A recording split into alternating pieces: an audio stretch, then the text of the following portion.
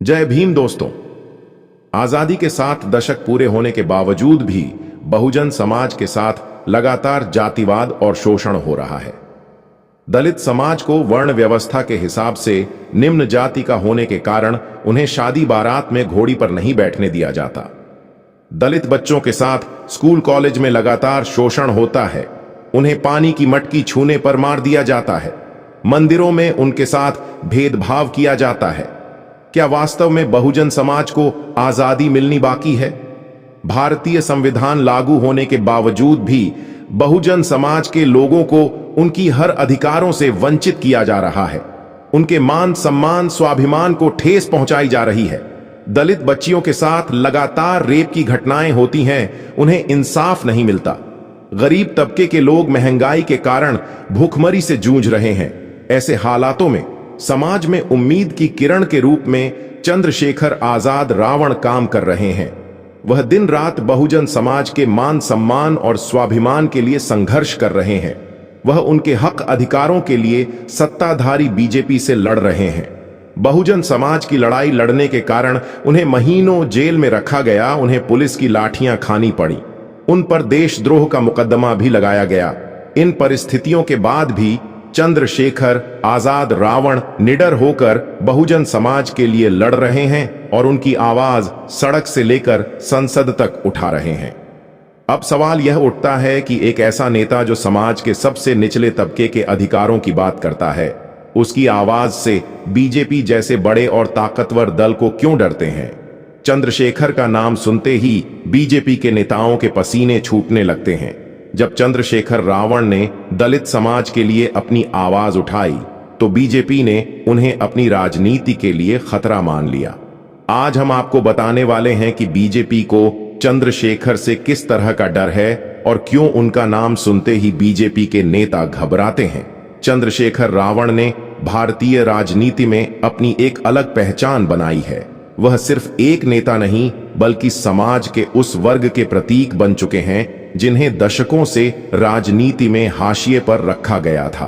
उन्होंने अपने संघर्ष के माध्यम से यह साबित किया कि वह किसी एक जाति या समुदाय के नेता नहीं बल्कि समाज के हर उस वर्ग के नेता हैं जो समानता और इंसाफ की तलाश में है।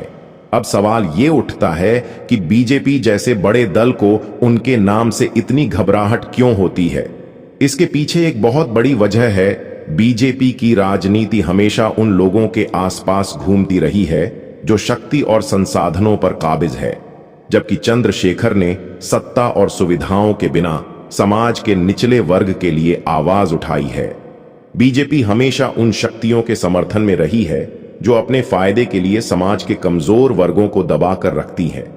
चंद्रशेखर का आंदोलन उन्हीं शक्तियों को चुनौती दे रहा है और यही बीजेपी के लिए बड़ा खतरा है। चंद्रशेखर की बढ़ती हुई लोकप्रियता बीजेपी को झकझोरने के लिए काफी है। उनका नारा और समानता और अधिकार का उनका संदेश अब देश के कोने कोने में सुनाई दे रहा है। जहां बीजेपी ने हमेशा अपनी राजनीति को जातिवाद और वोट बैंक के आसपास सिमटाया, वहीं चंद्रशेखर ने इस राजनीति को नकारते हुए समाज के हर वर्ग के लिए एक समान और निष्पक्ष राजनीति की बात की है। यही बात बीजेपी को डराती है। बीजेपी की साजिश है। चंद्रशेखर के बढ़ते प्रभाव को देखकर बीजेपी ने उनके खिलाफ कई साजिशें रची हैं। उन्हें अपमानित करने के लिए कई बार झूठे आरोप लगाए गए हैं। उनकी छवि को धूमिल करने की कोशिशें की गई है। बीजेपी की पूरी कोशिश रही है कि चंद्रशेखर को छोटे नेता के रूप में प्रस्तुत किया जाए ताकि लोग उनकी ताकत को नजरअंदाज कर सके। लेकिन चंद्रशेखर ने हमेशा इन साजिशों का डटकर मुकाबला किया और इनसे ऊपर उठकर अपनी आवाज बुलंद की। बीजेपी ने यह कभी नहीं चाहा कि चंद्रशेखर जैसे शक्तिशाली आवाज को और ज्यादा पब्लिक सपोर्ट मिलेगा।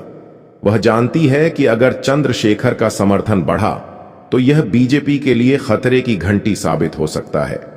बीजेपी ने पहले उनके खिलाफ कई अफवाहें फैलाने की कोशिश की, जैसे कि उन्हें बाहरी तत्वों से जोड़ने की कोशिश की गई या फिर यह दिखाने की कोशिश की गई कि वे सिर्फ एक जातिवादी नेता हैं।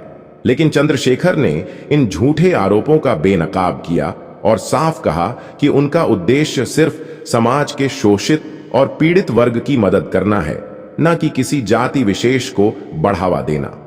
चंद्रशेखर शेखर का प्रभाव अब न सिर्फ उत्तर प्रदेश या बिहार तक सीमित नहीं रहा, बल्कि उनका नाम पूरे देश में गूंज रहा है।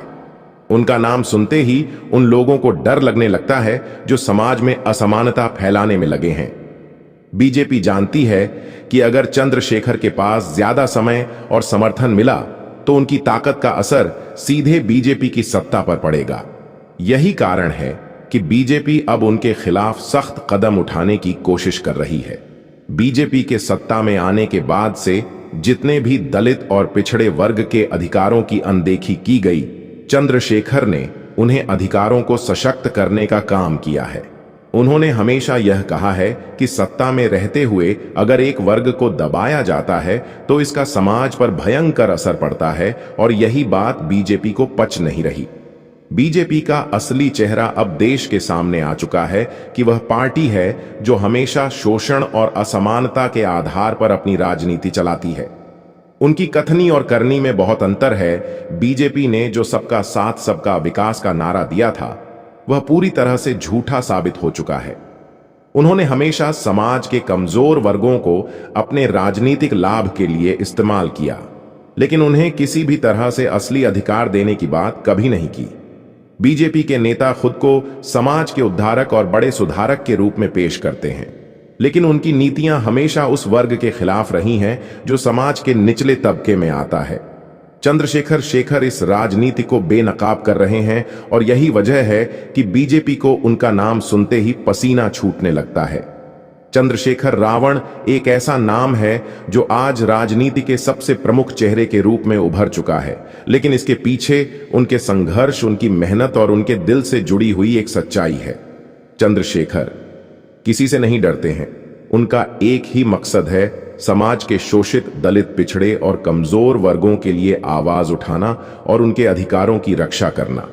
उनके अंदर एक अडिग विश्वास है कि जो सही है उसके लिए लड़ने में कोई डर नहीं होना चाहिए, चाहे वह बीजेपी के बड़े नेता हों या कोई भी अन्य ताकतवर शख्स। चंद्रशेखर ने हमेशा यह साबित किया है कि वह किसी भी दबाव में आने वाले नहीं है। उनका जीवन हमेशा से संघर्ष और समाज के लिए काम करने का प्रतीक रहा है। उनकी छवि केवल एक नेता की नहीं, बल्कि एक ऐसे मसीहा की है जो लोगों के दिलों में बसता है।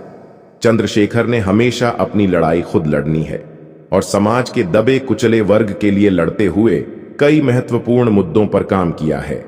वह सिर्फ राजनीति में ही सक्रिय नहीं है, बल्कि असल जिंदगी में भी वह उन लोगों के लिए काम करते हैं जो समाज में न्याय के हकदार हैं। उनकी सबसे बड़ी खासियत यह है कि वह किसी के लिए काम नहीं करते, बल्कि उनके काम का उद्देश्य केवल जनता की सेवा है। कई बार उन्हें यह आरोप लगाया गया कि वह खुद को केवल एक दलित नेता के तौर पर पेश करते हैं, लेकिन चंद्रशेखर ने हमेशा यह साफ किया है कि उनका संघर्ष जातिवाद, वर्गवाद या धर्म के खिलाफ नहीं, बल्कि उन असमानताओं के खिलाफ है जो आज भी समाज में पाई जाती है। चंद्रशेखर का काम इस बात का उदाहरण है कि एक नेता का कार्य केवल सत्ता हासिल करना नहीं होता, बल्कि वह जनता के हक और उनके अधिकारों के लिए संघर्ष करता है, चाहे वह मुसलमान के मामले हों या किसी भी और जरूरतमंद की मदद हो। चंद्रशेखर ने हमेशा न्याय की वकालत की है और खुद को समाज के लिए समर्पित किया है। यह सच्चाई है कि वह किसी भी दबाव के आगे झुकने वाले नहीं हैं और हमेशा सही के पक्ष में खड़े रहते हैं। चंद्रशेखर रावण का जीवन हमें यह सिखाता है कि सही रास्ते पर चलते हुए, सच्चाई की खोज करते हुए किसी भी कठिनाई या विरोध का सामना किया जा सकता है। वह किसी से नहीं डरते, बल्कि डरते हैं तो केवल अपने समाज की गरीबी, शोषण और उत्पीड़न से, जिसे खत्म करने का हर संभव प्रयास कर रहे हैं। चंद्रशेखर रावण और बीजेपी, ये दो नाम भारतीय राजनीति के दो सबसे बड़े और विरोधाभासी ध्रुवों के रूप में सामने आते हैं। अगर एक तरफ चंद्रशेखर रावण है जो दलितों, पिछड़ों और शोषित समाज के लिए अपनी जान को खतरे में डालकर सड़कों पर उतरते हैं, तो दूसरी तरफ बीजेपी है जो सत्ता के लिए राजनीति में उन लोगों को इस्तेमाल करती है जिनसे उन्हें कभी कोई सरोकार नहीं होता है। चंद्रशेखर रावण का पूरा संघर्ष समाज के हर उस वर्ग के लिए है जिसे बीजेपी और अन्य सत्ता में बैठे लोगों ने हमेशा से हाशिए पर रखा है। चंद्रशेखर ने हमेशा यह साबित किया है कि वह किसी से डरने वाले नहीं हैं। बीजेपी से लेकर अन्य सत्ताधारी नेताओं तक किसी को भी उन्होंने कभी घुटने टेकने की इजाजत नहीं दी। उनकी आवाज में गुस्सा है, हिम्मत है और सबसे बढ़कर एक मिसाल है कि कैसे सत्ता के खिलाफ खड़े होकर असली बदलाव लाया जा सकता है। अब भी बीजेपी की तरफ नजर डालें तो यह पार्टी खुद को एक सुधारक और देशभक्त बताने की कोशिश करती है, लेकिन इनकी असलियत कुछ और ही है। बीजेपी ने हमेशा दलितों और पिछड़े वर्गों के अधिकारों को केवल अपनी चुनावी राजनीति का हिस्सा बनाया। कभी वह आरक्षण के खिलाफ बोलते हैं, कभी संविधान की कमजोरियों को बढ़ावा देते हैं और कभी दलितों के लिए बने कानूनों को ही बदलने की साजिश करते हैं। बीजेपी का इतिहास हमेशा शोषण, दमन और असमानता से भरा रहा है। जहां एक तरफ चंद्रशेखर रावण समाज में समता की बात करते हैं, वहीं बीजेपी के नेता सिर्फ ताकतवर लोगों के हितों की रक्षा करते हैं। बीजेपी ने सत्ता में आते ही गरीबों की आवाज को दबाने का काम किया और वहीं दूसरी तरफ चंद्रशेखर ने उन्हें दबे कुचले लोगों की आवाज को बुलंद किया। चंद्रशेखर का संघर्ष किसी पार्टी विशेष के लिए नहीं, बल्कि समग्र भारतीय समाज के लिए है। उन्होंने कभी भी जातिवाद, धर्म या सांप्रदायिकता को बढ़ावा नहीं दिया, बल्कि हमेशा इस समाज की गहरी समस्याओं को सुलझाने की कोशिश की है। बीजेपी हमेशा अपने पाखंड में बनी रही। जब भी चुनाव आते हैं, तब वह दलितों के घर खाना खाने का नाटक करती है, उनके दुख दर्द को समझने का दावा करती है, लेकिन चुनावी मौसम के बाद उनका असली चेहरा सामने आ जाता है। यह पार्टी कभी भी दलितों को उनके असली अधिकार देने की बात नहीं करती, बल्कि उन्हें सिर्फ एक वोट बैंक के रूप में इस्तेमाल करती है और इसी कारण बीजेपी चंद्रशेखर रावण से डरती है। चंद्रशेखर रावण के बढ़ते प्रभाव से बीजेपी के नेताओं को पसीने छूटने लगे हैं, क्योंकि वे जानते हैं कि यह आदमी किसी भी सूरत में झुकेगा नहीं। यह वही नेता है जिसने सत्ता के हर तंत्र को चुनौती दी है और हमेशा गरीबों, मजदूरों, दलितों और पिछड़ों के हक की बात की है। वह समझते हैं कि असली बदलाव तब आया जब इन वंचित वर्गों को सशक्त किया जाएगा, न कि उनके ऊपर राजनीति करके सत्ता की कुर्सी पर बैठे रहने से। चंद्रशेखर का नाम सुनते ही बीजेपी का डर बढ़ जाता है, क्योंकि वह जानते हैं कि चंद्रशेखर का उद्देश्य न सिर्फ राजनीति की दिशा बदल रहा है, बल्कि असली बदलाव लाना है। बीजेपी अपनी पुरानी आदतों से बाज नहीं आती। लोगों को झूठे वादों और आसमान पर झंडे लहराने की राजनीति में फंसाकर उन्हें उनके असली हक से दूर करती है। जब लोग अपने अधिकारों के लिए आवाज उठाते हैं, तो बीजेपी उन्हें चुप कराने की कोशिश करती है, लेकिन चंद्रशेखर रावण जैसे नेता उन चुप कराए गए लोगों के लिए एक उम्मीद की किरण बनकर उभरते हैं। वह कभी भी किसी दबाव में नहीं आए, ना ही कभी बीजेपी या अन्य सत्ता में बैठे लोगों के सामने झुके।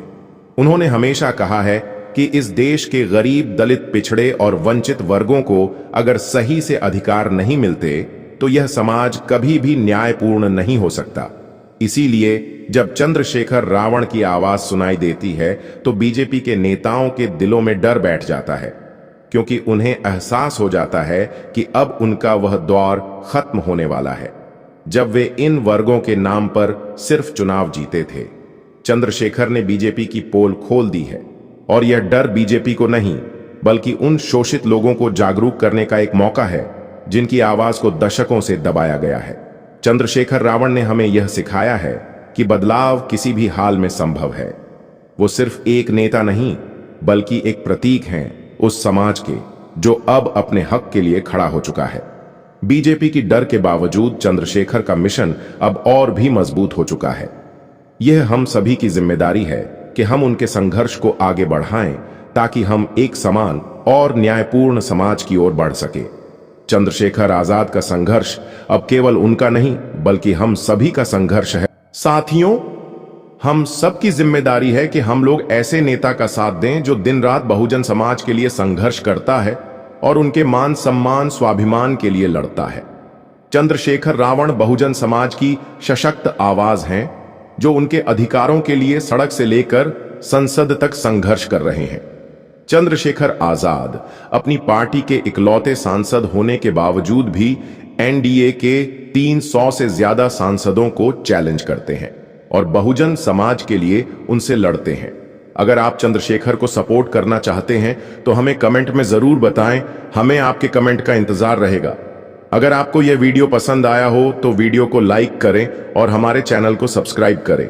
वीडियो देखने के लिए तहे दिल से शुक्रिया।